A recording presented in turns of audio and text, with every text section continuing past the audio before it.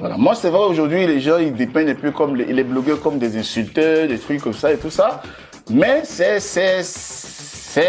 les règles de notre activité. Voilà. Si moi, tout de suite, je viens, je me mets en direct, je viens dire, oh, il y a une femme qui s'est levée, qui est allée au CHU, elle a eu du mal à payer sa facture, tout ça. Ben, je serai peut-être avec 2-3 personnes qui vont me regarder.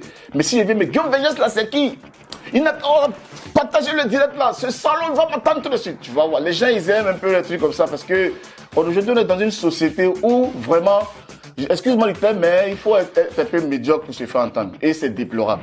Je fais référence à ce qu'il a dit sur le plateau de coach Amonchik, tu vois. Il a planté des excuses. Mais à vif, on ne perçoit pas ça.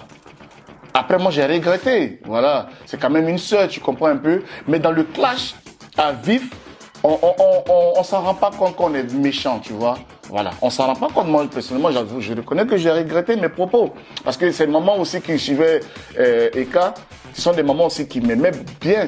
Mais, comme je l'ai dit, notre métier, c'est pas la virulence de tes propos que les gens, aujourd'hui, on parle de ce frère aux États-Unis qui est Bob Lee, et c'est pas un enfant de cœur.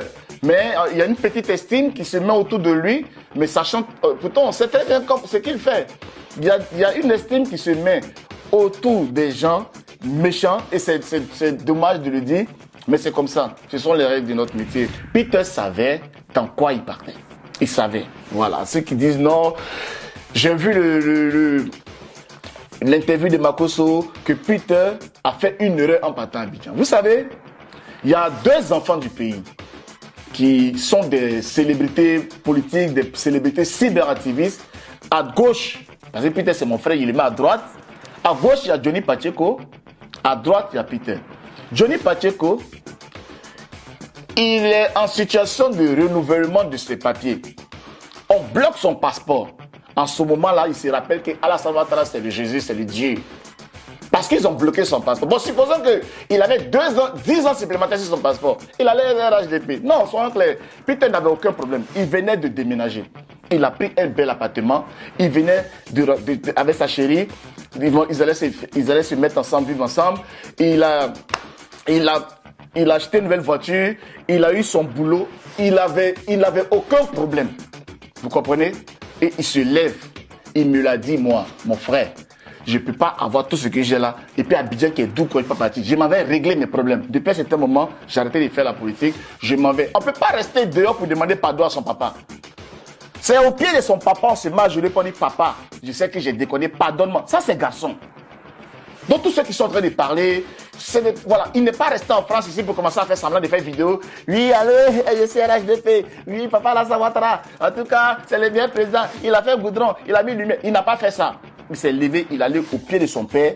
Papa, je reconnais mes fautes. Et depuis son arrestation, c'est l'attitude que non seulement lui-même, son avocat et nous tous là, on est dans le pardon.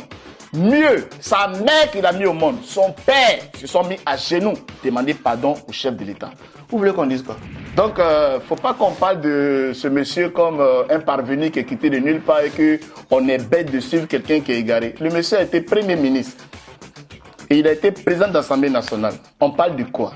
Donc, moi, je pense que c'est un débat stérile et je ne vais pas m'apitoyer là-dessus. Le jour que, politiquement, ils trouveront un accord, qui savait qu'un jour Blé Goudé allait rentrer au pays. Les mêmes cyberactivistes qui sont aujourd'hui en Côte d'Ivoire aux côtés de Blé Goudé, quand Blé Goudé était en palabre avec le chef de l'État, il faisait les directs pour insulter le chef de l'État. Aujourd'hui, ils se sont réconciliés. Le langage change en fonction des circonstances. On en parle, ben le vieux. On dit on en parle, que le vieux va dire, les enfants venaient, ah le vieux, vraiment on en parle, mais maintenant tu es le vieux. Quand que tu as mis ici, là, ton djabi est joli. C'est comme ça on fait la politique. Ce sont des Ivoiriens, voilà, ce sont des Ivoiriens. Et moi j'ai quelque chose dans l'arrestation de Peter qui m'a fait très très mal.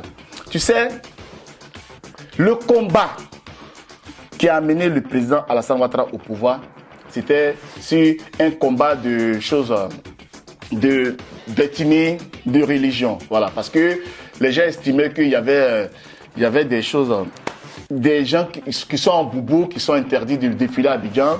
Les gens estimaient qu'il y avait des nordistes qu'on empêchait d'être des vrais Ivoiriens. Et aujourd'hui, vous vous êtes battus, vous avez pris le pouvoir. C'est à vous maintenant de donner l'exemple pour le combat que vous-même vous avez lutté. Vous avez lutté contre un combat par rapport à vous étiez marginalisé. Et aujourd'hui, quand on met un peu une photo de Peter, il va lire, ça va faire ça. Et puis tu vois les noms, c'est Karamoro Tan, Bamba Tan, Moussa Tan. Vous-même, qui mieux que vous connaît la souffrance de la stigmatisation? Vous-même qui avez connu la stigmatisation, pour laquelle vous avez pris des armes, c'est vous aujourd'hui qui êtes là à faire comme si vous voulez diviser les Ivoiriens. Et nous on dit non. Voilà, nous on dit non.